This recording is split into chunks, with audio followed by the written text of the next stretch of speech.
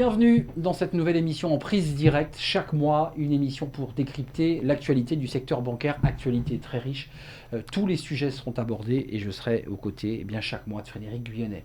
Je ne vous le présente pas, il est le président du SNB, du syndicat national de la banque. Bonjour Frédéric.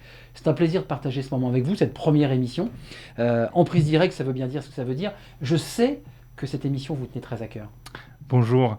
Oui, effectivement, pour le premier syndicat du secteur bancaire, le SNB, il était important qu'on puisse avoir ce rendez-vous ensemble pour parler des sujets qui nous intéressent. En prise directe, c'est aussi l'occasion pour vous de pouvoir réagir évidemment sur les réseaux sociaux, nous interpeller votre président, parce qu'on abordera bien tous les sujets. Aujourd'hui, premier thème, et il est essentiel à la vie des salariés, c'est le thème de la restructuration dans le secteur bancaire. Alors c'est un mot qui existe depuis fort longtemps. J'ai le sentiment, Frédéric, que les choses se sont accélérées. Quel est votre regard sur cette question des restructurations ? Alors la banque, effectivement, est en mutation depuis plusieurs années déjà. Alors ça s'explique par les changements de législation, ça s'explique par les changements d'habitude de consommation des clients. Les banques s'adaptent et effectivement, nous subissons différentes restructurations. Il faut savoir que sur la branche AFB qui regroupe les grandes banques nationales françaises, nous avons perdu 100 000 salariés en 10 ans. 100 000 salariés, c'est un chiffre extravagant. Reclassés ou des salariés qui ont quitté le secteur bancaire ? 100 000 destructions d'emplois. Alors, parenthèse, d'ailleurs, vous aviez fait une étude passionnante tous les 3 ans, où on voit aujourd'hui que les salariés sont de moins en moins motivés à finir leur carrière. C'était un des éléments de cette étude qui était vraiment passionnante. Beaucoup hésitent à rester dans la banque. Ils hésitent.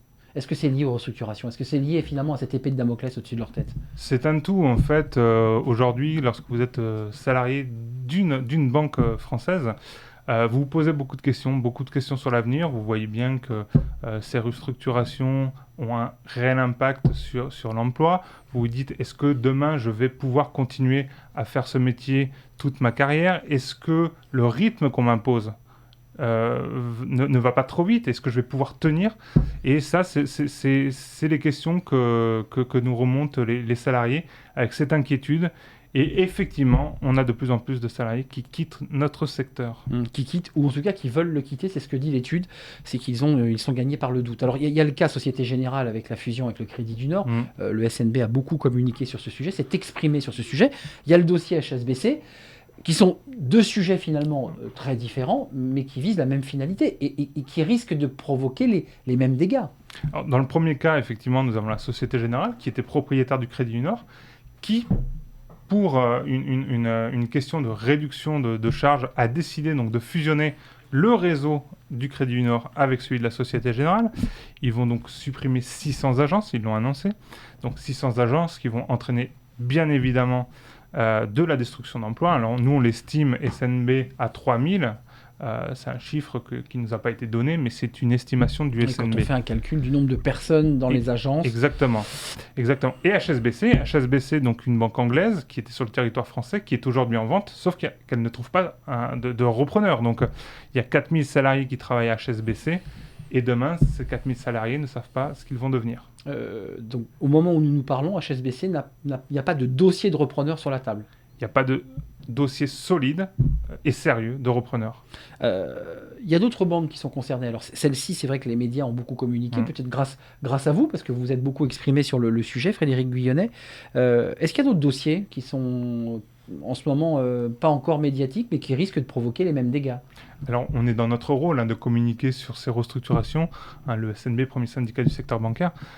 Oui, il y a d'autres sujets.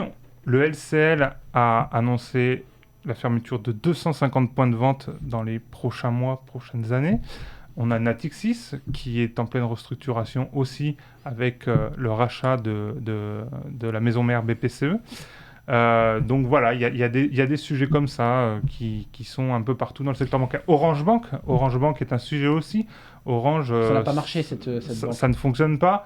Orange serait vendeur de sa partie banque, donc cette fameuse banque qui devait tout révolutionner et qui au final n'a pas si bien fonctionné que ça. On parlera dans une autre émission, faut le dire, hein, des banques en ligne, parce que c'est un sujet sur lequel, sans langue de bois, vous vous exprimerez. Tout à fait. Évidemment. D'abord, un petit mot sur l'aménagement du territoire, parce que c'est vrai que les centres-villes se vident, et vous nous dites, la Société Générale, LCL, supprime des agences. C'est aussi un enjeu d'aménagement du territoire. Alors, il faut savoir que la France, en comparaison des autres pays européens, est le pays où on a le plus d'agences bancaires par habitant. Cela n'empêche qu'il y a quand même une désertification des agences bancaires. Les clients viennent de moins en moins en agence et les banques réagissent effectivement en fermant les agences, plutôt en ruralité, mais pas que, en centre-ville également. Centre-ville et monde rural et dans les métropoles, c'est des inquiétudes évidemment pour les élus locaux, hein.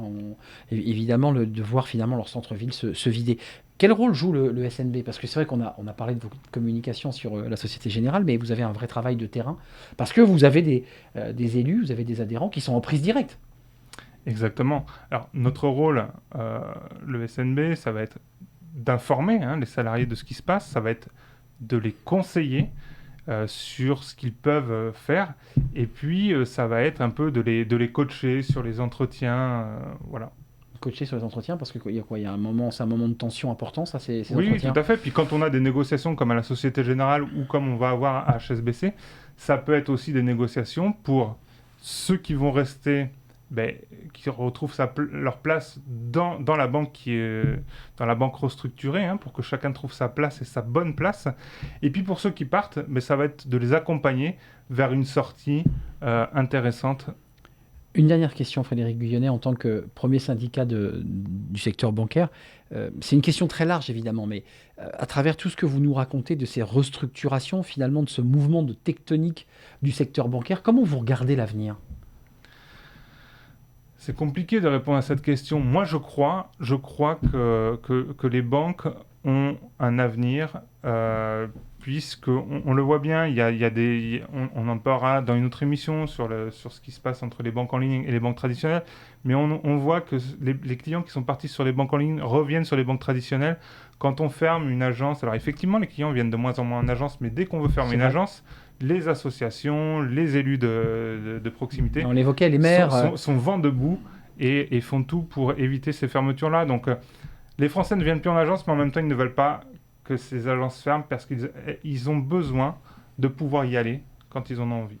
En fait, ils n'y vont pas beaucoup, mais ils veulent tout de même que lorsqu'ils veulent aller déposer un chèque ou faire une opération, parfois même négocier un prêt bancaire, on a quand même besoin d'avoir un interlocuteur, ils ont besoin d'avoir un bureau, un espace. Exactement. Et d'avoir quelqu'un en physique. Pour conclure, vous êtes optimiste? Parce que c'est vrai que vous nous évoquez comme ça des charrettes, des départs, des milliers de personnes qui, pour l'instant, sont évidemment dans une forme d'angoisse. Optimiste ou pas?